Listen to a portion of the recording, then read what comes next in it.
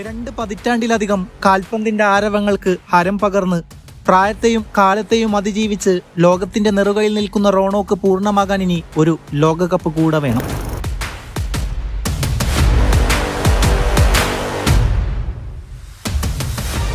പ്രായമെന്ന് 41 പിന്നിട്ടിരിക്കുന്നു.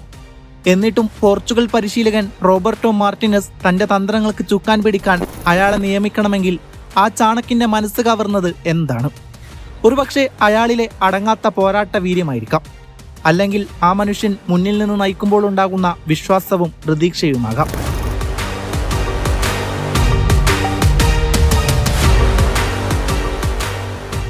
ലോകകപ്പിന്റെ നാളുകൾ ചുരുക്കപ്പെടുകയാണ്. കാൽപന്ത് ആരാധകർക്ക് ഇനി അങ്ങോട്ട് അടങ്ങാത്ത അനശ്വര നിമിഷങ്ങളാണ്.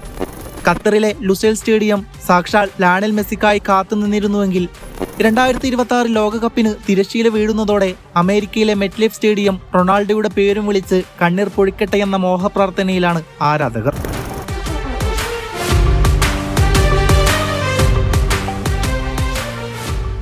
അയാൾ ലോകകപ്പിന്റെ അധ്യായങ്ങൾ മറിക്കാൻ തുടങ്ങിയത് 2006 മുതലാണ്. ജർമ്മനിയിൽ വെച്ച് നടന്ന ആ ലോകകപ്പിൽ ഫിഗോയുടെ കീഴിലാണ് 21 വയസ്സുകാരനായ ക്രിസ്ത്യാനോ ആദ്യമായി ലോകകപ്പിൽ പന്ത് തട്ടി തുടങ്ങിയത്. അന്ന് 6 മത്സരങ്ങളിലാണ് അദ്ദേഹം പന്ത് തട്ടിയത്. അതിൽ ഗ്രൂപ്പ് ഘട്ടത്തിൽ ഇറാനെതിരെ ലഭിച്ച പെനാൽറ്റി മാത്രമായിരുന്നു റൊണാൾഡോയുടെ അക്കൗണ്ടിലെ ആകെ ഗോൾ. സെമി ഫൈനൽ ഫ്രാൻസിനോട് അടിപതറി 3ാം സ്ഥാനക്കാരായി ജർമ്മനിക്ക് മുന്നിലേക്ക് വന്നെങ്കിലും അവിടെയും പരാജയം തന്നെയായിരുന്നു വിധി. വർഷം 2010. നായകന്റെ റോളിൽ ഒരു ജനതയുടെ മുഴുവൻ സ്വപ്നങ്ങളും ചുമലിലേറ്റിയാണ് സൗത്ത് ആഫ്രിക്കയുടെ മണ്ണിലേക്ക് റോണോ തന്റെ പറങ്കിപ്പടയെ ആനയിച്ചത്. എന്നാൽ ആ സ്വപ്നയാത്ര പ്രീ ക്വാർട്ടറിൽ സ്പെയിനിന് മുന്നിൽ അവസാനിച്ചു. അന്ന് 4 മത്സരങ്ങളിൽ നിന്ന് 1 ഗോളും 1 അസിസ്റ്റുമായിരുന്നു റോണോയുടെ സംഭാവന. കാത്ത് 4 ആണ്ടുകൾക്ക് ശേഷം ബ്രസീലിലും കലാശ പോരാട്ടങ്ങൾക്ക് കളമൊരുങ്ങുകയാണ്. 3ാം അംഗത്തിന് പഴയ സ്വപ്നങ്ങളെ പുതിയ തന്ത്രത്തിലിട്ട് തീർക്കാൻ റോണോക്ക് മുന്നിൽ വീണ്ടും ഒരവസരം. ദുരന്തമെന്ന് പറയട്ടെ, കഴിഞ്ഞതിനേക്കാൾ എത്രയോ നിരാശാജനകമായിരുന്നു 2014 ആ ലോകകപ്പ് യാത്ര. ആദ്യ പോരിൽ ജർമ്മനിക്കെതിരെ 4-0 വമ്പൻ തോൽവി. പിന്നെ അമേരിക്കക്കെതിരെ സമനില. ഗാനയ്ക്കെതിരെ 80 മിനിറ്റിൽ റൊണാൾഡോ അവതരിച്ചതോടെ ടൂർണമെന്റിലെ ഏകജയം സ്വന്തമാക്കി. എന്നാൽ ജർമ്മനിക്കെതിരെ വമ്പൻ മാർജിനിൽ പരാജയപ്പെട്ടതോടെ ഗ്രൂപ്പ് ഘട്ടത്തിൽ എല്ലാം ഇട്ടെറിഞ്ഞ് തിരികെ വണ്ടി കയറേണ്ടി വന്നു. റഷ്യയിലെ വേൾഡ് കപ്പൊന്നും ഒരു ക്രിസ്ത്യൻ ആരാധകനും മറക്കാൻ സാധിക്കില്ല. പ്രത്യേകിച്ച് സോച്ചിയിലെ സ്പെയിനിനെതിരെയുള്ള ആ മത്സരം. ആ വേൾഡ് കപ്പിൽ കളിച്ച 4 മത്സരങ്ങളിൽ നിന്ന് 4 ഗോളുകളായിരുന്നു താരത്തിന് നേടാനായത്. അന്ന് പ്രീ ക്വാർട്ടർ ഒരു ശാപമാവുകയാണ്.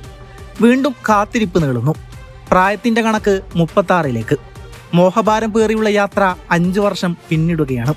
നേടേണ്ടത് എല്ലാം നേടിയവന് ഒരു ലോകകപ്പ് മാത്രം ബാക്കിയുണ്ട്. വിമർശനങ്ങൾ പേമാരി പോലെ പെയ്തു തുടങ്ങി. മറുവശത്ത് ലയണൽ മെസ്സിയും ഹതഭാഗ്യനായി മുന്നോട്ട് നടന്നു നീങ്ങുകയാണ്. ഗ്രൂപ്പ് ഘട്ടത്തിലെ ആദ്യ മത്സരത്തിൽ ഗാനയ്ക്കെതിരെ ഗോൾ നേടിയതോടെ 5 ലോകകപ്പുകളിൽ ഗോൾ നേടുന്ന ഒരേയൊരു താരമായി റൊണാൾഡോ മാറി. സ്വിറ്റ്സർലാൻഡിനെതിരെയുള്ള പ്രീ ക്വാർട്ടർ മത്സരത്തിലും മൊറോക്കോക്കെതിരെയുള്ള ക്വാർട്ടർ ഫൈനലിലും പരിശീലകൻ ഫെർണാണ്ടോ സാന്റോസ് ആദ്യ 11-ൽ റൊണാൾഡോയെ ഉൾപ്പെടുത്തിയില്ല. പകരക്കാരനായാണ് അദ്ദേഹം കളത്തിലിറങ്ങിയത്. ക്വാർട്ടർ ഫൈനലിൽ മൊറോക്കോയോട് 1-0 പോർച്ചുഗൽ തോറ്റു പുറത്തായപ്പോൾ വെറുമൊരു ടൂർണമെന്റിനുമപ്പുറം തന്റെ കരിയറിന്റെ പൂർണ്ണതയിലേക്കുള്ള അവസാനത്തെ ചുവടുവെപ്പാണ്.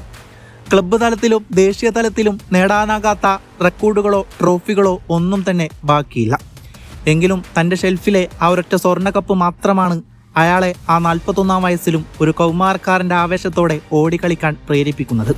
ഗ്രീൻ പുൽത്തകിടിയിൽ പോർച്ചുഗലിന്റെ ചുവന്ന ജേഴ്സി അണിഞ്ഞ് ആ ലോക കിരീടം വാനിലുയർത്തുക എന്നൊരൊറ്റ ലക്ഷ്യം മാത്രമാണ് അയാളുടെ കണ്ണിലിപ്പോൾ ജ്വലിച്ചു നിൽക്കുന്നത്. ചരിത്ര പുസ്തകങ്ങളെ തിരുത്തിയെഴുതുക എന്നത് റൊണാൾഡോക്ക് ഒരു ശീലമാണ്. ഈ ലോകകപ്പിലും ആ ശീലം തുടരാൻ തന്നെയാണ് അയാൾ വരുന്നതും. 6 വ്യത്യസ്ത ലോകകപ്പുകളിൽ കളിക്കുക എന്ന അപൂർവ നേട്ടത്തിനൊപ്പം ആ 6 ലോകകപ്പിലും ഗോൾ നേടുന്ന ആദ്യ താരമാവുകയെന്ന അത്ഭുതകരമായ റെക്കോർഡും അയാളെ കാത്തിരിക്കുകയാണ്.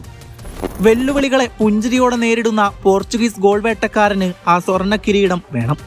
പ്രായം കേവലം അക്കങ്ങൾ മാത്രമാണെന്ന് ലോകത്തിന് മുന്നിൽ തെളിയിച്ച് ആ മഹാപ്രതിഭയ്ക്ക് ഫുട്ബോൾ ലോകം നൽകുന്ന ആദരവ് ചെറുതൊന്നുമല്ല. ഗാലറികൾ CR7 എന്ന് മന്ത്രങ്ങൾ ഇരമ്പുമ്പോൾ അയാൾക്കിന്ന് വ്യക്തിഗത നേട്ടങ്ങളിലേക്ക് നോട്ടമേയില്ല. സ്വന്തം രാജ്യത്തെ ലോകത്തിന്റെ നെറുകയിലേക്ക് ആനയിച്ച് ഫുട്ബോൾ ചരിത്രത്തിലെ എക്കാലത്തെയും മികച്ച രാജാവായി സിംഹാസനമേറാൻ തന്നെയാണ് റോണോ വരുന്നതും. ഇതിഹാസങ്ങൾ കെട്ടിപ്പൊക്കിയ പാലം കടന്ന് വന്നവനല്ലേ അയാൾ. ഒറ്റയ്ക്ക് വഴിവെട്ടി ഒരു സാമ്രാജ്യം പണിതെങ്കിൽ ആ സാമ്രാജ്യത്തിനായി അവസാന പോരാട്ടങ്ങൾക്ക് അയാൾ ഇറങ്ങുന്നുവെങ്കിൽ, വിപൽഘട്ടത്തിൽ അൽ നാസറിനായി അയാൾ അവതരിച്ചെങ്കിൽ, ലോകമേ, നമുക്ക് അമേരിക്കയിലെ ആ മോഹക്കപ്പും മോഹിച്ചു തുടങ്ങാം. അതെ, ഞങ്ങൾ കാത്തിരിക്കുന്നു.